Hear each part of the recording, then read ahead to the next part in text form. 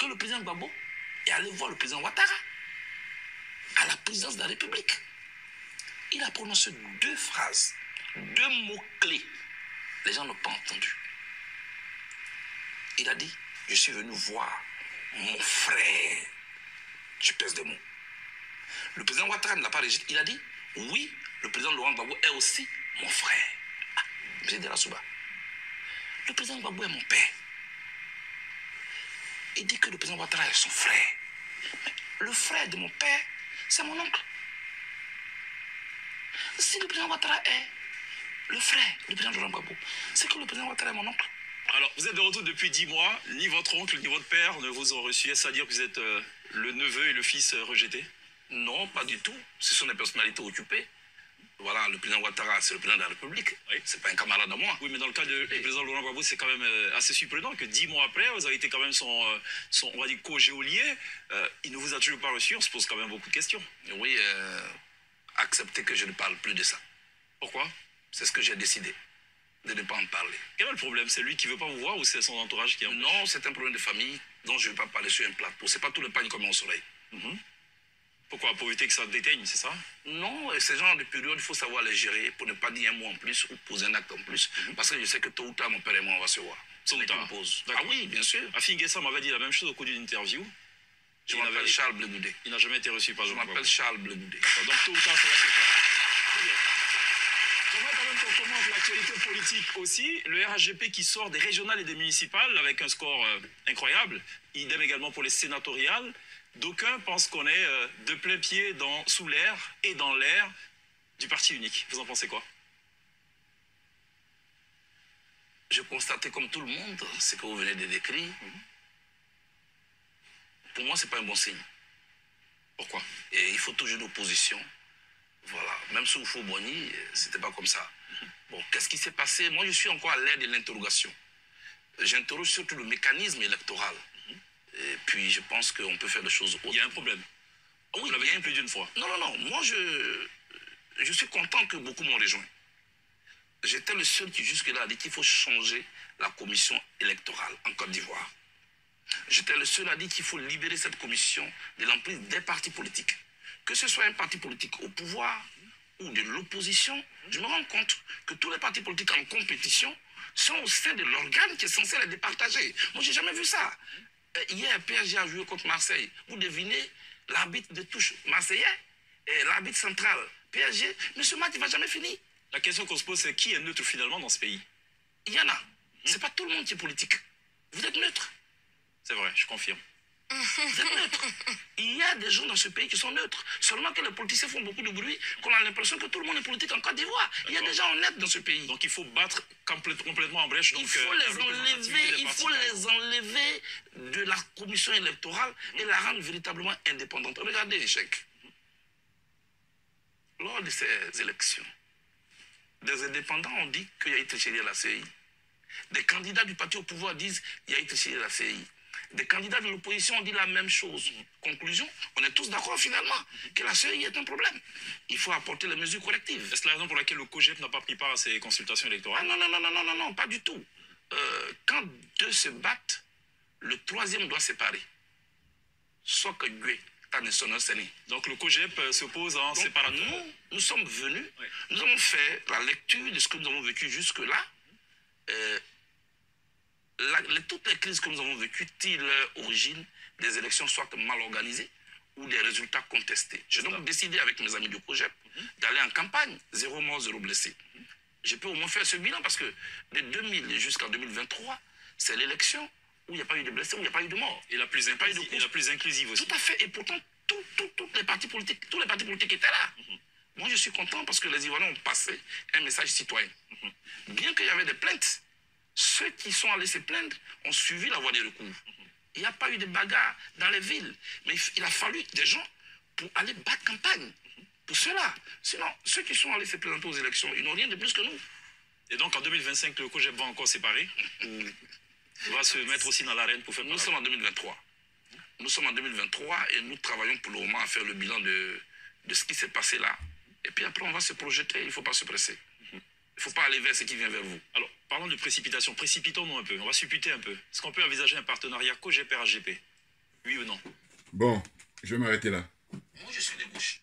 Je vais m'arrêter là. Écoutez, bonjour à tous. Aujourd'hui, nous sommes donc le 26 septembre 2023. Voilà. Toujours un plaisir parce que c'est pour moi une thérapie de faire ces vidéos pour donner mon point de vue sur l'actualité. Donc, Djoubian, c'est mon surnom sur le net. Je suis un panafricain très convaincu, un authentique panafricain. Et accessoirement, mais accessoirement seulement, je suis spécialiste de la France. Là, vous pouvez ironiser sur tous les gens qui sont spécialistes de l'Afrique, là. Bon, alors on y va.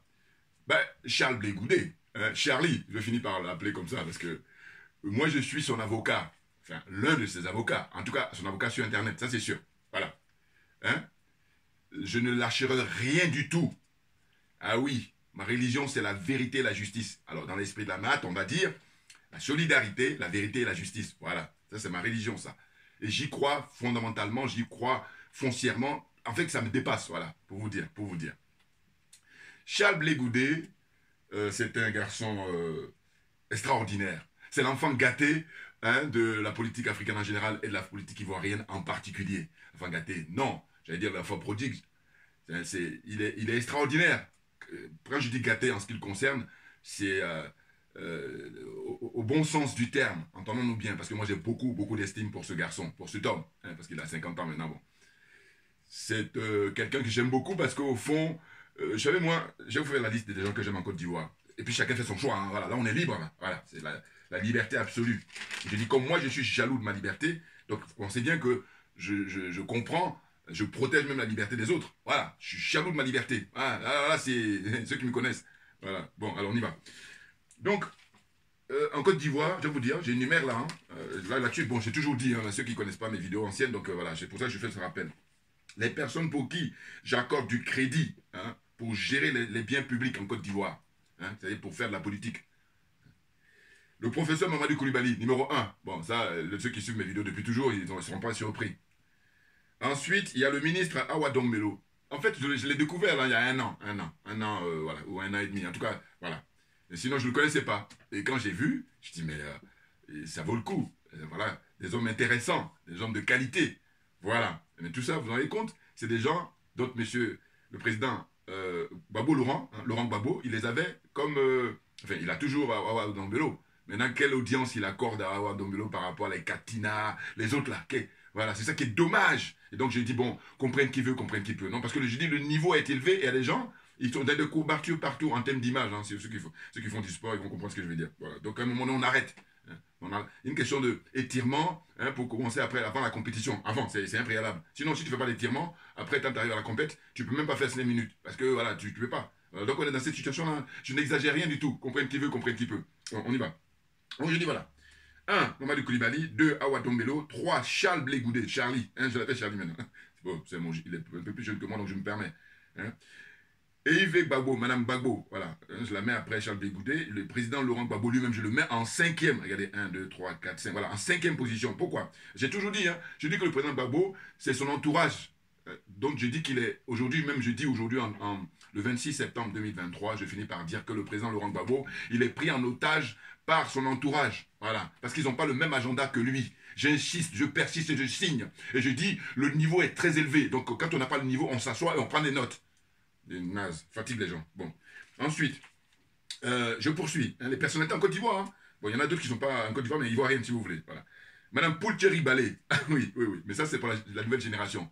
Et je l'encourage à décliner son association en parti politique. Elle a le droit. C'est une citoyenne comme tout un chacun. Voilà, j'allais dire. Donc, après le président Gbagbo, je mets Madame Poulteri Balé. Sachez qu'elle continue sa jeunesse. Voilà, elle a de la marge pour l'avenir.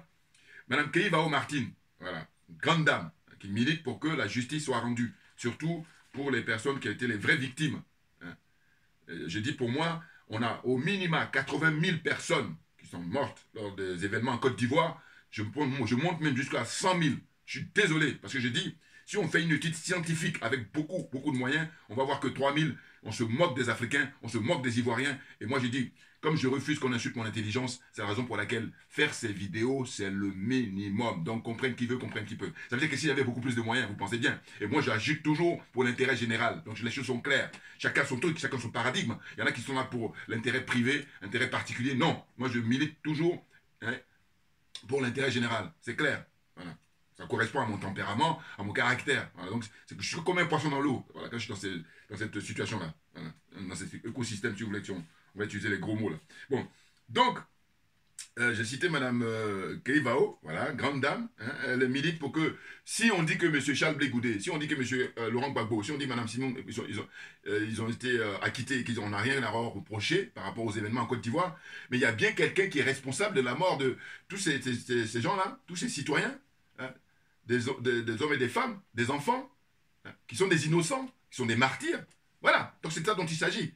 Au lieu d'aller à l'essentiel, il y en a beaucoup qui sont tellement malhonnêtes. Alors là, il y en a qu'on peut leur donner facilement les prix, hein, le prix de la malhonnêteté. Alors là, il y en a beaucoup. Voilà, bon, donc je rappelle, nous sommes dans la zone, hein, sur la Schweik, là, zone des aliénés, comme sur mon panneau là, hein, zone des complexés, zone des corrompus, et moi j'ajoute la zone des jaloux et des sorciers. Et je dis encore une fois, j'insiste et je persiste, en disant qu'on peut s'en sortir. C'est une question de volonté personnelle, volonté collective, oui, une volonté collective, et puis une volonté politique. Une fois qu'on réunit ces trois éléments-là, je vous dis, on est numéro 1 au monde. Voilà. Là aussi, il faut avoir un certain... Hein, ça cogite là-dedans, hein, comme dirait un collègue à moi. Bon, là, on avance. Ensuite, après Mme Keivao, donc il y a Mme Eboarné. Eboarné que je ne connais pas, par contre. Bon, je ne connais pas Mme Keivao non plus. C'est des personnalités que je vois sur Internet, voilà. Quand je les observe, j'analyse, je dis, voilà, ça, c'est des gens qui doivent occuper des postes où on doit gérer les biens publics. Là, tu es en confiance, parce qu'elles sont dans leur élément, voilà, ces personnalités-là. Mais il y en a beaucoup qui ne sont pas là-dedans et qui viennent là pour faire de l'escroquerie, hein, des voyous en col blanc, il y en a plein comme ça. Enfin, ensuite, après, Mme Eboine, elle vit au Canada. Voilà, c'est une Ivoirienne qui vit au Canada. J'aime beaucoup, voilà, parce qu'elle est très sage. Hein. En général, les gens qui le soutiennent, c'est des gens qui ont beaucoup de sagesse. Esther, la plus jeune, Esther Ngbo, Fleur Esther Ngbo, voilà, la jeune femme qui est militante pro Gbagbo, qui est militante du PPACI, mais la pauvre, bon, elle a quand même, je lui dis, patience, parce qu'elle se bat, Dieu seul sait comme un diable, ou comme un diable, enfin, l'expression, quand même, vraiment elle se bat, mais elle se retrouve dans une situation où, si dans son parti, justement, il ne faisait pas preuve d'amateurisme, elle aurait déjà eu le poste de députée à l'Assemblée nationale en Côte d'Ivoire, très clairement. Mais bien entendu, vous prenez les anciennes vidéos et puis vous allez comprendre ce que je veux dire par là, parce que je ne vais pas revenir toujours là. Hein, donc on avance là, on avance. Donc Mme Fleur Esther Ngbo, cette jeune femme, compte tenu de son âge, donc elle a de l'avenir. Il ne faut pas lâcher l'affaire. Mais effectivement, les gens qui ne s'y connaissent pas, ils disent, ouais, M. Ouattara, non. À un moment donné, quand la mairie d'Aboville, enfin la députation là, à Beauville, hein, eh bien, Adam Bictogo est venu faire hold-up, il fallait l'arrêter tout de suite. Tout de suite. Et comme ils n'ont pas fait, et comme je dis souvent, je dis, bon, quand tu affrontes un professionnel, mais il faut que tu te donnes les moyens du professionnel, sinon, si tu ne fais pas ça, mais pourquoi tu penses que tu vas battre? Bon, là, c'est du bon sens encore que je suis en train de dire, là. Chacun de nous, hein, j'en appelle à votre bon sens. Voilà, c'est un peu pareil. C'est-à-dire que M. Gbagbo, il a en face de lui, le PPACI et compagnie, ils ont en face d'eux Alassane Ouattara qui est soutenu par la France, et donc eux, ils sont blindés au point de vue roubladise, tout ce que tu veux, magouille, tout ce que vous voulez. Voilà. Bon, mais une fois qu'on a fait, parce qu'ils ont fait le constat, mais le pire, c'est ça, c'est qu'ils font le constat, mais quand même, ils y vont. Donc, à un moment donné, je dis maintenant, tous les gars là, je dis, jusqu'à présent, je disais, vous êtes rentrés en religion, maintenant, je dis même plus ça, je dis, vous avez besoin de consulter, hein, vous avez besoin d'aller voir les psys. Ah oui, là, vous avez cas clinique. Ah oui, je me permets de le dire. Hein. Et j'ai dit, moi, ma religion, c'est la vérité et la justice. Donc, voilà, je lâche rien du tout. Voilà, fatigue les gens. Alors, on avance. Donc, j'ai dit que je m'oppose résolument aux adeptes de la France-Afrique. Ce sont tous ceux qui rêvent de prendre la place de M. Ouattara pour faire comme lui. Sinon, perpétuer le système de la France-Afrique, alors que nous assistons à sa mort, hein, à la mise à mort de ce système par les militaires patriotes et panafricains au Mali, au Burkina Faso et au Niger.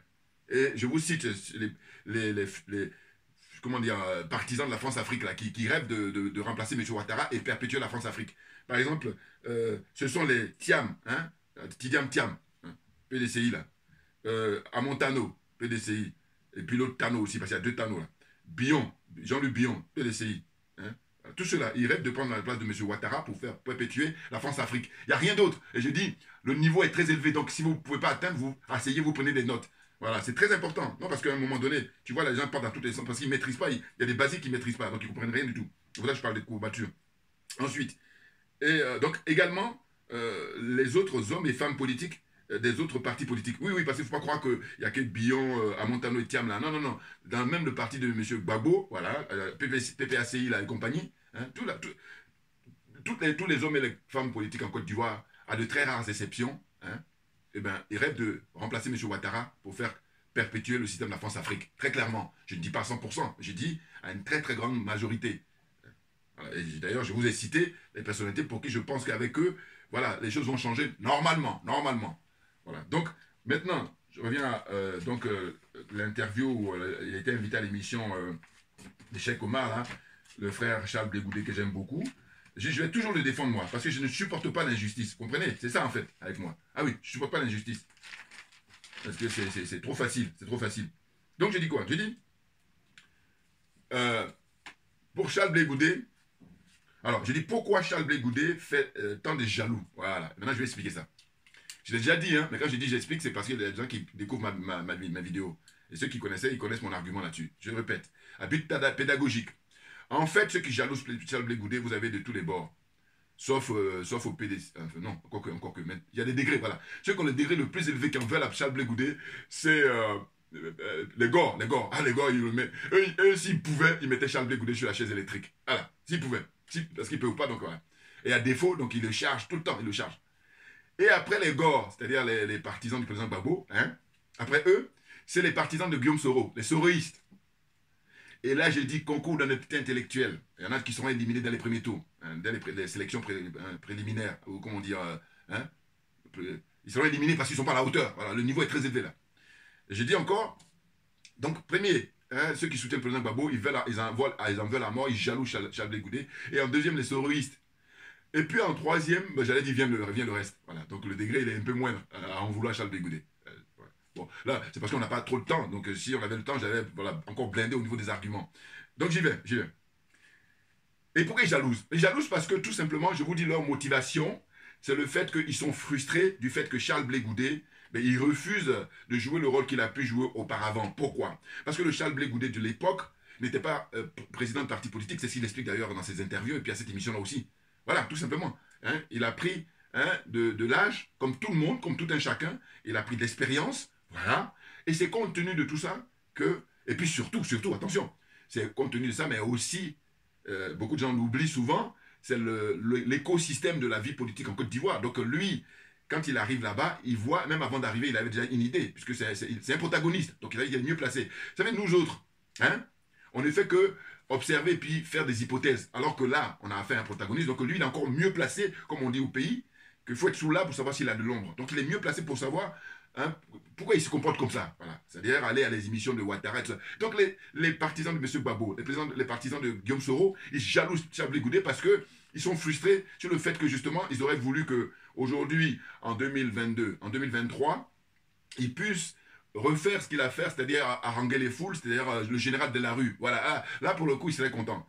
Maintenant, à défaut de ça, ils lui disent, bon, ce serait bien que tu restes en exil pour comment on appelle, lutter contre M. Ouattara. Non mais attendez, je précise dans ma réflexion, encore réflexion. J'ai dit, vous savez, le mal du pays, c'est-à-dire le fait que le pays te manque, mais ça dépend de chacun de nous. Il y a des gens qui peuvent gérer ça pendant 10 ans, 15 ans, 20 ans, 50 ans. Et puis il y en a d'autres, au bout de 1 an, 2 ans, ils n'en peuvent plus. Voilà. Et ça, c'est pour l'équilibre psychique.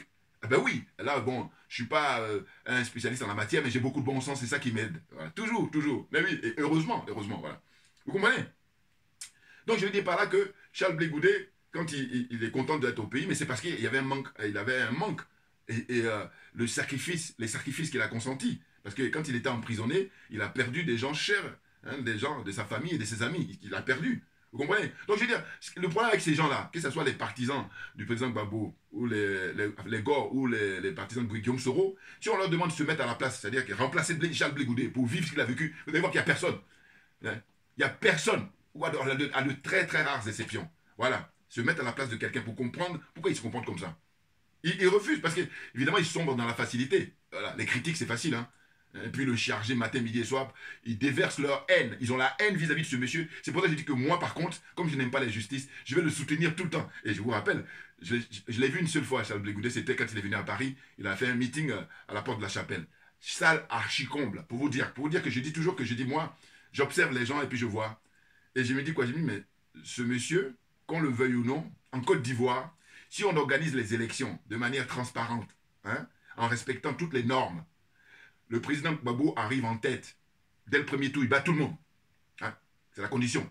Or, les conditions ne sont pas réunies, c'est pour ça qu'on assiste à ce spectacle-là, hein, pour ne même pas les mettre au pluriel, à ces spectacles, et le président Gbagbo se fait humilier en permanence.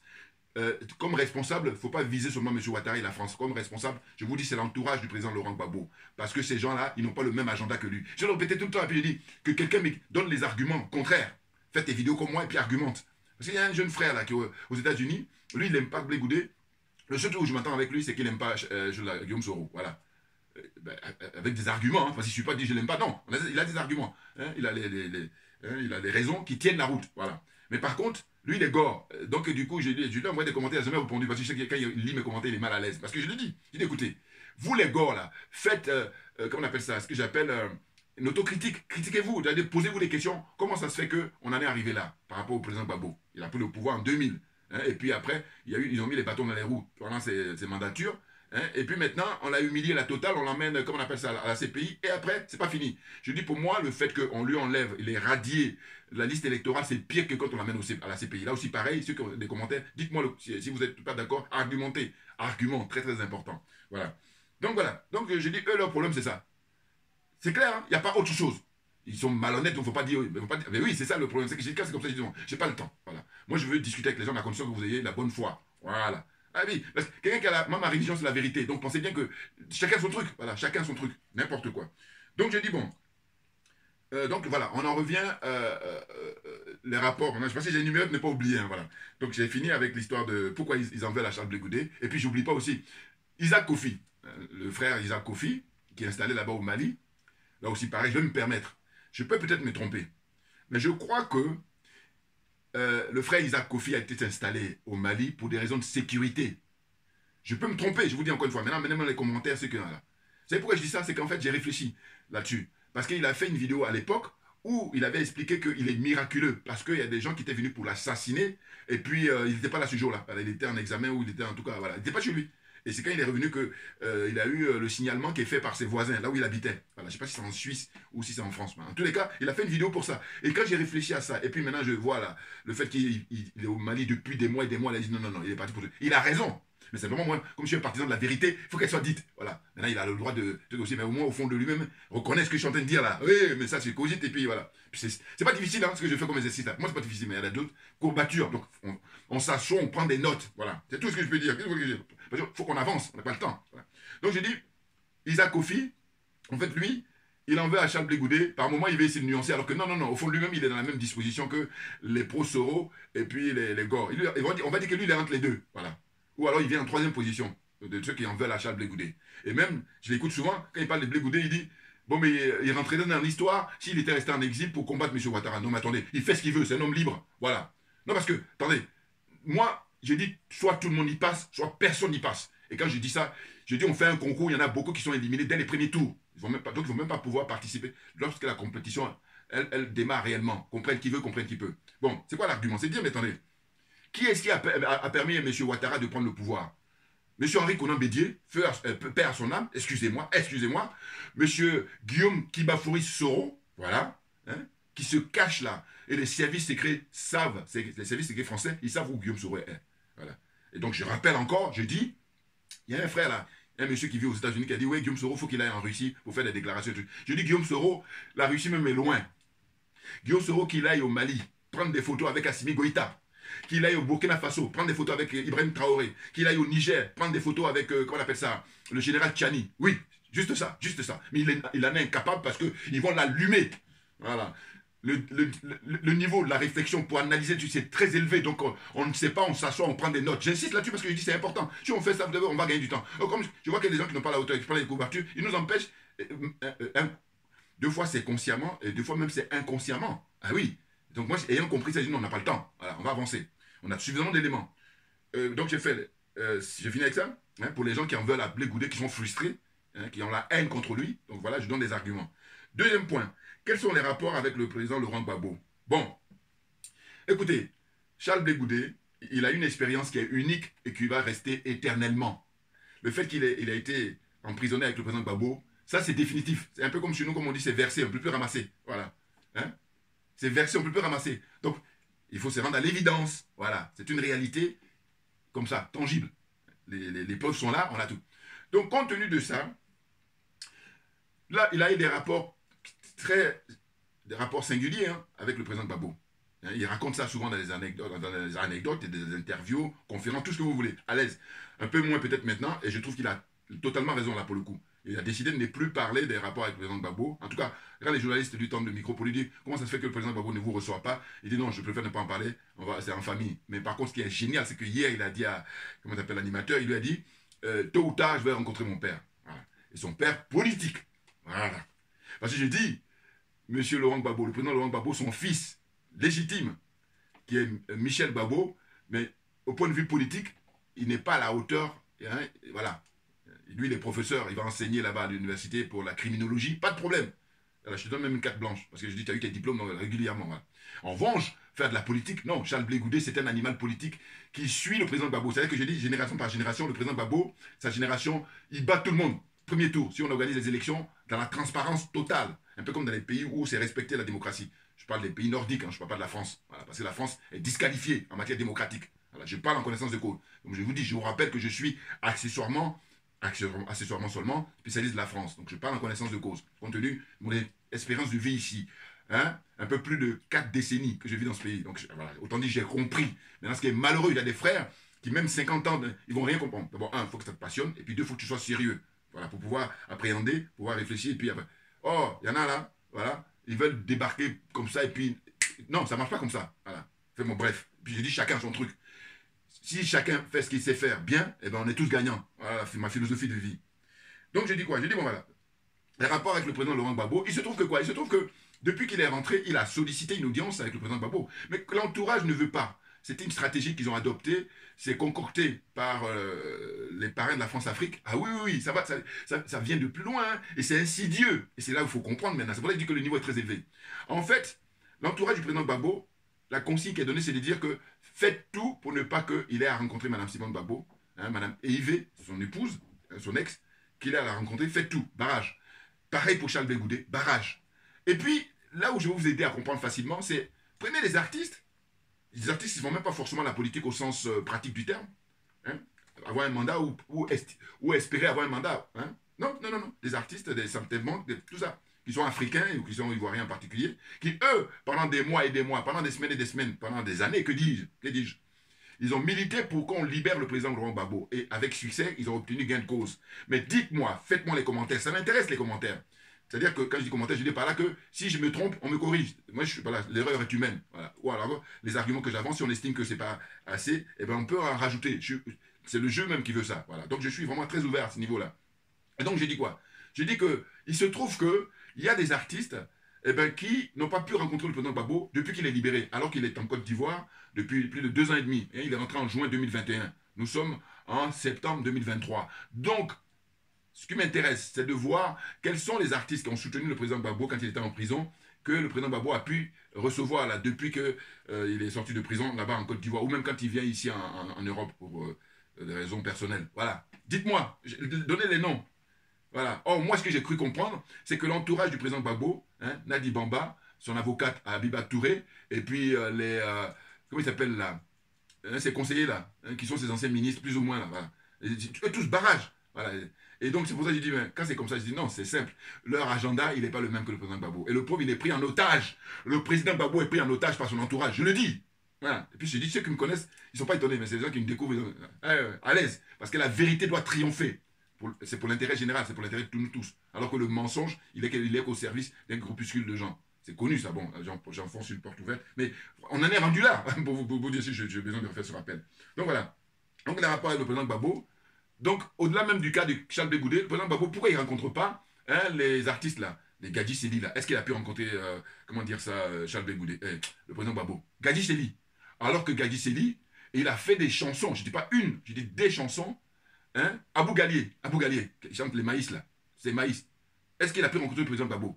Posez-vous les bonnes questions et je dis, ceux qui sont malhonnêtes, j'ai pas le temps. J'ai pas le temps. Voilà. Parce qu'il faut savoir ce qu'on veut. Voilà. Moi, je suis pour avancer et pour faire gagner tout le monde. Et non pas les gens qui veulent faire gagner le petit groupe là, qui n'ont rien compris. Voilà. Parce qu'en apparence, ils croient qu'ils ont compris alors qu'ils n'ont rien compris. Ils n'ont rien compris parce que moi, je fais la démonstration. L'histoire nous a fait retenir que voilà. Pourquoi les pères de l'indépendance, pourquoi eux, tant que les êtres humains seront vivants, on va toujours parler d'eux. Et puis ceux qui ont collaboré, on ne va plus parler d'eux. Ou qu'on parle d'eux, c'est dans la poubelle de l'histoire. Pourquoi? Mais parce que c'est la loi naturelle qui veut ça. Parce que eux, les pères de l'indépendance, c'était dans la vérité. Et quand on est dans la vérité, c'est elle qui est en CDI. C'est un contrat à durée indéterminée, alors que le mensonge, il est en CDD, contrat à durée déterminée. Donc, c'est vieux comme le monde, c'est comme ça, voilà. Donc, il faut juste, par contre, constater, il faut pouvoir avoir la capacité de constater ça, analyser, et puis maintenant, pouvoir restituer. Voilà, on y va. La suite. J'ai mis les rapports de Charles Blé Goudet avec Mme Simone et Yves. À merveille, il dit c'est sa maman, puisque, voilà. Mais là, voilà. Il faut qu'il fasse attention, par contre. Mais il est très fort, parce qu'il est confronté à des exercices, c'est pas évident, hein. Ceux qui font le malin là, quand je vous dis, on le met à la place de Charles Blé Goudet, ils ne pourront même pas faire une minute. Parce que l'énergie qu'il a, c'est propre à lui, c'est la nature qui l'a doté de ça. Donc il faut respecter. Qu'est-ce que je veux dire par là? Je veux dire que, en fait, quand il est invité dans des émissions, qui sont les chaînes de M. Ouattara et sa femme là, eh bien, ils vont en permanence chercher à le piéger. Voilà. Et ça, c'est un plaisir pour eux. C'est une vocation. Voilà. Parce qu'ils ne sont pas honnêtes. Parce que s'ils étaient honnêtes, pourquoi le piéger constamment? Mais comme il est très intelligent, voilà. Je vous dis, animal politique. C'est-à-dire qu'au fond, je vous dis, après le président Gbagbo, c'est lui. Si on organise les élections régulièrement, transparence absolue, comme dans les pays, je vous dis, les pays nordiques, c'est quand il y a les élections en Norvège, pas de trucage. Quand les élections en Suède, pas de trucage. Quand les élections en Finlande, pas de trucage. En Islande, pas de trucage. Vous voyez ce que je veux dire? Voilà. Et quand je dis ça, je vais ajouter un peu la Suisse, voilà, par exemple. Mais la France, elle n'est même pas dans l'eau. Hein. Elle ne peut même pas participer au premier tour, pour vous dire. Voilà. Donc, je la mets avec voilà, sa zone là. Voilà, les aliénés, les complexés, les corrompus. Voilà, là, elle est dedans. Voilà. En tant que chef d'orchestre, en tant que... tout ce que vous voulez. Tête de troupeau. Voilà. Quand vous prenez un troupeau, là, il y a rien qui est toujours en tête. Voilà, c'est la France, dans cette zone là. Voilà. Bon, donc on en revient à la suite, mon propos. Donc, je dis, voilà, le très bon rapport avec Mme Simone Gbagbo. Et puis ensuite, les liens avec Guillaume Soro. Voilà. Mais Guillaume Soro, je vous dis là encore, il faut que chacun de nous fasse preuve d'intelligence. On analyse, on observe. Moi, j'ai observé quoi? Quand Guillaume Soro s'était rendu, à l'époque, rencontrer Charles Blé Goudet là-bas quand il était à La Haye, enfin, voilà, aux Pays-Bas. Comme d'habitude, Guillaume Soro, en fait, il est dans une posture, il est dans l'imposture, que dis-je, voilà. L'imposture, c'est qu'en fait, lui, dans sa tête, il croit que les sièges lui reviennent de droit. Voilà. Il y a des gens comme ça, hein? Sauf que, il faut démontrer que tu es légitime. Il faut démontrer que tu es intègre. Il faut démontrer que tu es là pour le bien public et non pas pour ton nombril, là, pour jouer. C'est en fait l'idiot utile. Guillaume Soro, c'est l'idiot utile de la France-Afrique. Voilà. Ah, ça, bon, ils me connaissent déjà les gores. Hein, voilà. C'est pour ça qu'ils ne prennent pas mes vidéos. Mais j'ai dit, vous savez, chez nous, on dit la vérité est rougir les yeux, mais ne les casse pas. Voilà. N'importe quoi. Des nazes. Vous n'êtes pas à la hauteur, les gars. Je suis désolé. Je suis désolé. Voilà. Parce que moi, je milite pour que tous les Africains soient gagnants. Alors que vous, ce n'est pas le cas. Voilà. Des fois, il y a des gens qui ne maîtrisent même pas les trucs et tout, n'importe quoi, ils sont trop légers. Les arguments, fais une vidéo et puis ce que j'ai fait là, argumente, et puis on va confronter. Et j'ai dit par contre, moi je veux qu'on donne les moyens à tout le monde, voilà, les mêmes moyens, puis on dit que le meilleur gagne. Or eux, c'est pas ça, hein. Voilà la différence, une différence majeure. Voilà. Moi j'ai dit, donnez-nous les mêmes moyens, et puis maintenant que le meilleur gagne. Or eux, comme ils savent au fond d'eux-mêmes ce que tu vaux, ils disent non. Voilà. Et d'ailleurs, c'est malhonnête, donc on ne peut pas compétir, voilà, c'est clair. Donc je disais quoi? Je disais bon, voilà. Les liens avec Soro, c'est que Soro, lui, voilà, comme je vous dis, ça lui revient des droits, il est toujours dans une situation comme ça de considérer que Charles Blé Goudet, c'est son second. Sauf que, écoutez, dans la vie, je vais vous donner un exemple. Quand vous allez à l'école primaire, là, vous allez prendre des cours, il y a un instituteur qui vous donne des cours, le maître, un instituteur. Mais au fil des années, après, vous devenez professeur, ça veut dire que vous allez dépasser votre... c'est la vie qui veut ça. Mais oui, et heureusement. Mais oui, donc c'est la vie qui veut ça. Donc, comprenne qui veut, comprenne qui peut, là, dans ce que j'ai expliqué. Pourquoi? Parce que Guillaume Soro, lui et puis ceux qui l'entourent, ils sont dans une situation de dire, bon, mais Charles Blé Goudet, ce qu'on souhaite, c'est qu'il reste toujours dans la posture de général de la rue et qu'il va, donc il va aller faire le sale boulot, il va s'exposer. Il a déjà donné et il a suffisamment donné. Et je dis maintenant, Guillaume Soro, vide ton sac, un peu comme a fait le grand ministre du Burkina Faso, avec un discours historique à l'ONU, voilà, M. Bassolma Bazier, voilà, ministre d'État, ministre de la fonction publique. Lui, je vais le citer tout le temps parce que, je vous dis, parce que il a réactualisé les discours de Sankara. Réactualisé, parce qu'on est au 21e siècle maintenant, alors que Sankara c'était au 20e siècle. Mais évidemment, c'est l'école Sankara, naturellement. Nous, les sankaristes, moi je suis sankariste, moi. Bon, on va comprendre qui veut, comprendre qui peut. Je suis aussi Jerry Rawlins, vous comprenez, bon. J'adore ces deux personnalités-là, voilà, pour l'histoire contemporaine de l'Afrique. Voilà. Ils sont de la même génération, et sauf qu'il y avait deux écoles, l'école française et puis l'école anglaise. Et puis regardez, avec le recul, regardez ce que ça donnait. Bon, enfin, bon, bref. Je poursuis. Donc, j'ai dit Guillaume Soro, son problème, c'est qu'il n'a pas compris que lui, il a une responsabilité beaucoup plus importante que Charles Blé Goudet. Pourquoi? Mais parce que, quels sont les postes que les uns et les autres ont occupés? Guillaume Soro a été ministre. Après, il a été Premier ministre. Il a été président de l'Assemblée nationale. Bon, dites-moi. Charles Blé Goudet a été quoi? Charles Blé Goudet, c'est à la toute dernière minute, pour des raisons, j'allais dire même plus symboliques, on le nomme ministre, secrétaire d'État, attention, même pas ministre, secrétaire d'État hein, à la jeunesse. Donc, quand on ne s'y connaît pas, on s'assoit, on prend des notes. Parce que quand on s'y connaît, on observe, on dit, mais il n'y a pas de débat. Allez, au sujet suivant, parce qu'on ne va pas perdre de temps. On a compris. Voilà. Donc, je veux dire, ceux qui ont compris, j'ai tant mieux. Ceux qui n'ont pas compris, bon, regardez mes anciennes vidéos, j'ai suffisamment argumenté là-dessus. Donc, je poursuis. Donc, je veux dire par là que moi, il y a des gens qui vont continuer à soutenir Guillaume Soro, c'est leur droit, mais moi, je vais continuer à soutenir Blé Goudet. Et puis maintenant, je dis chacun de nous, apportez vos arguments. Je dis, là, ce que je constate, comme ils sont malhonnêtes, ce qu'ils font, c'est quoi? C'est qu'ils reprochent à Blé Goudet en disant, oui, mais il va à l'émission de M. Ouattara, il est toujours dans l'environnement de M. Ouattara et tout, alors qu'il devrait avoir une autre posture. Mais dites-moi, quand vous dites ça, je dis, bon, je note. Maintenant, qu'est-ce que vous demandez à Guillaume Soro? Et là, par contre, il n'y a plus personne. Donc, c'est pour ça que je dis, vous êtes malhonnête. Hein. Mais grave, je vous donnerai facilement des prix. Voilà, à ce niveau-là, les prix des malhonnêtetés. Hein, parce qu'attendez, ils sont à peu près de la même génération, Charles Blé Goudet et puis Guillaume Soro. Donc, la logique voudrait que, si on est honnête intellectuellement, c'est dit, bon voilà, je vais en vouloir à Charles Blé Goudet, mais Guillaume Soro, lui, ou alors, mais je dis, quoi qu'il en soit, jusqu'à preuve du contraire, dites-moi, Charles Blé Goudet n'a pas du sang sous les mains. Sinon, à la CPI, on l'aurait confisqué. Vous pensez bien hein, on l'aurait, comme je dis, confisqué. C'est pas une chose, c'est un être humain, donc on l'aurait condamné. Voilà ce que je vais dire. Mais il n'y a rien, c'est juste de la mascarade, c'est de l'escroquerie pure. Le mépris qu'on a vis-à-vis du noir, le mépris qu'on a vis-à-vis de l'Africain. C'est ça qui fait les agissements à la CPI. Voilà, c'est rien d'autre. La continuité de l'esclavage que nous avons connu, la continuité de comment on appelle ça, le colonialisme. Voilà, c'est tout ça, c'est l'aboutissement, hein. C'est la suite, voilà, une suite logique. Voilà, n'importe quoi. Et ça, il faut en prendre conscience. Et nous les panafricains, nous les vrais, nous les authentiques, on en a pris confiance. C'est pour ça que on n'a plus envie de perdre du temps. Voilà, n'importe quoi. Dégagez. Alors, ensuite, donc j'ai dit, Lénia et Soro, j'ai déjà expliqué. J'espère que, de toute façon, je reviendrai le moment opportun ou le moment qu'il faut. Mais en tous les cas, j'ai déjà expliqué suffisamment. J'espère que cette fois, je me suis fait comprendre là. Son avenir politique en 2025, il est un garçon très intelligent, comme je l'ai rappelé. Mais il dit quoi? Il dit, mais écoutez, moi, j'ai décidé de me présenter un jour ou l'autre, comment dire ça, à l'élection présidentielle en Côte d'Ivoire, parce que j'estime que j'ai suffisamment de recul, j'ai suffisamment d'expérience par mon vécu. Voilà. Et quand il dit ça, ceux qui sont malhonnêtes, souvent, ils vont dire, oui, mais bon, il suffit pas d'aller faire prison. Mais oui, mais va faire à sa place, prends sa place. Mais quand je dis ça, c'est qu'ils ne pourront même pas faire un jour. Parce que justement, c'est pas facile, c'est pas aussi évident que ça. Hein. Moi, je me mets à sa place, c'est pour ça que je le comprends suffisamment. Voilà, c'est très important. Alors, donc je dis dans l'avenir politique, il observe tranquillement. Hein, parce que, une chose, c'est que j'ai entendu même Kofi, je reviens toujours sur Kofi, il parle souvent de Blé Goudet. Et ce que je me dérange, c'est le fait que, quand vous observez, vous prenez le nombre d'émissions de Kofi, il va charger plus Blé Goudet que Guillaume Soro. C'est ça qui me dérange. C'est profondément malhonnête, mon cher frère Kofi. Voilà. Oui. Non, parce qu'à un moment donné, il faut arrêter. Mais je comprends, par contre. Je dis, comme lui, il est PDCI, lui, il est pro Conan Bédier, eh bien, il ne peut pas attaquer tant que ça, comment on appelle ça, Guillaume Soro. Pourquoi? Mais parce qu'ils sont tous dans le même bateau. Puisque ce sont eux qui ont aidé Alassane Ouattara, M. Draman Alassane Ouattara, à prendre le pouvoir. C'est ça, ils l'ont aidé, ils ont collaboré. Voilà, donc c'est ça qu'il faut dire. C'est pour ça que je parle de vider les sacs. Il faut vider son sac, voilà, pour que tout le monde soit gagnant. Si la vérité est là, c'est tout le monde qui se partage. Et puis, voilà. Évidemment. Bon. Donc, on avance. Donc, j'ai dit quoi à la suite? J'ai dit, certains, tels que les Soris et aussi Isaac Kofi, bon, voilà, vous voyez, j'ai mis ça pour ne pas oublier. Ils en veulent à Charles Blé Goudet, hein, parce qu'ils sont frustrés. C'est tout simplement ça.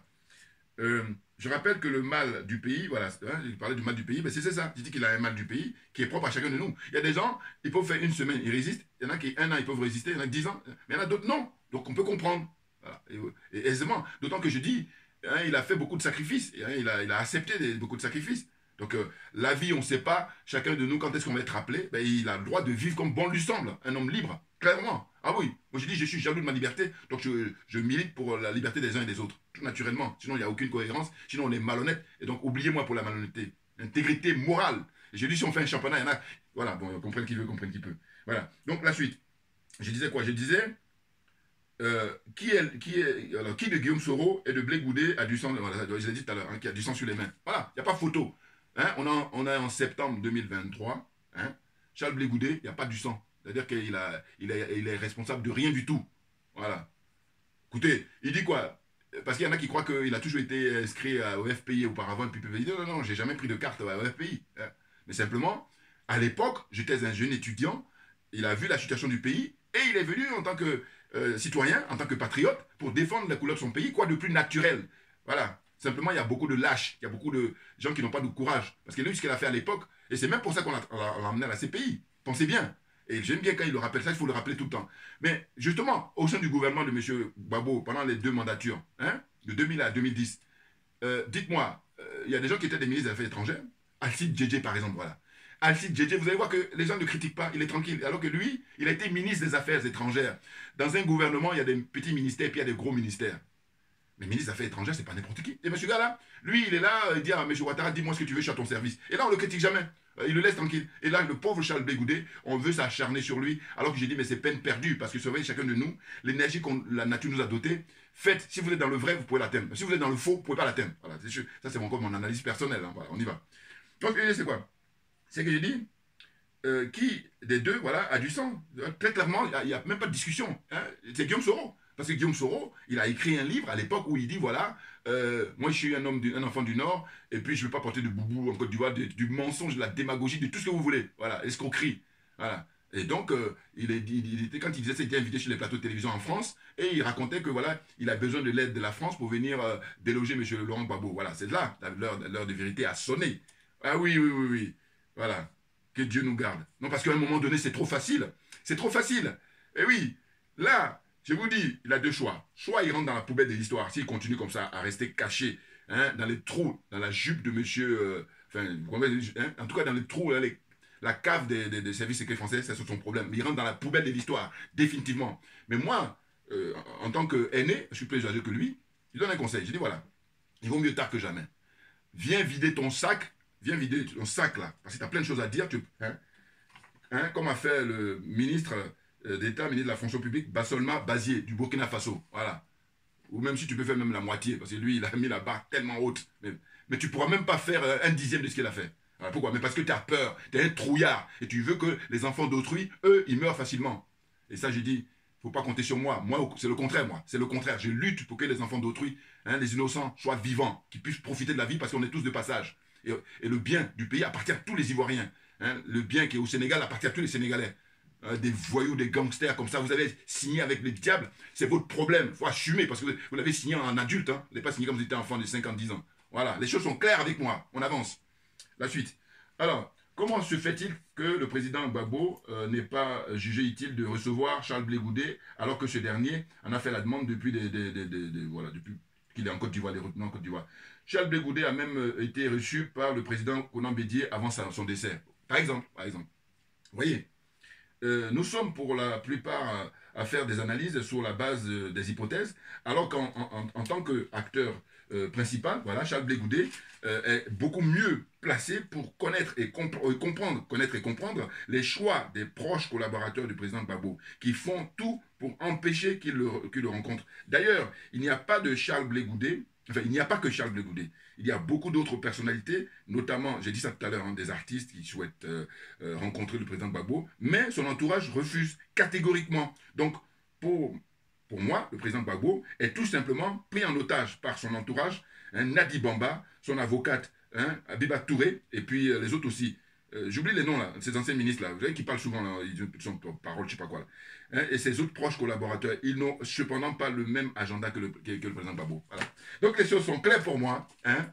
Je suis un avocat résolu, un des avocats résolus de Blé Goudé. En tout cas, il a des avocats déjà, évidemment, des avocats très qualifiés, hein, qui vont plaider pour lui à la CPI, devant tous les tribunaux. Pas de problème, chacun a son... Voilà, chacun doit être à sa place. Mais par contre, sur le net, sur Internet, j'aimerais bien savoir s'il y a un autre frère et sœur qui défendent Blé Goudé comme je le fais.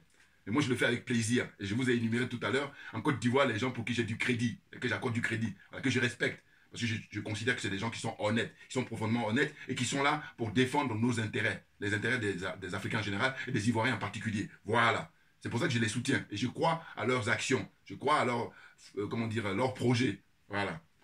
Merci beaucoup pour votre attention et on ne lâche rien, tout simplement parce que c'est nous qui avons raison, très clairement.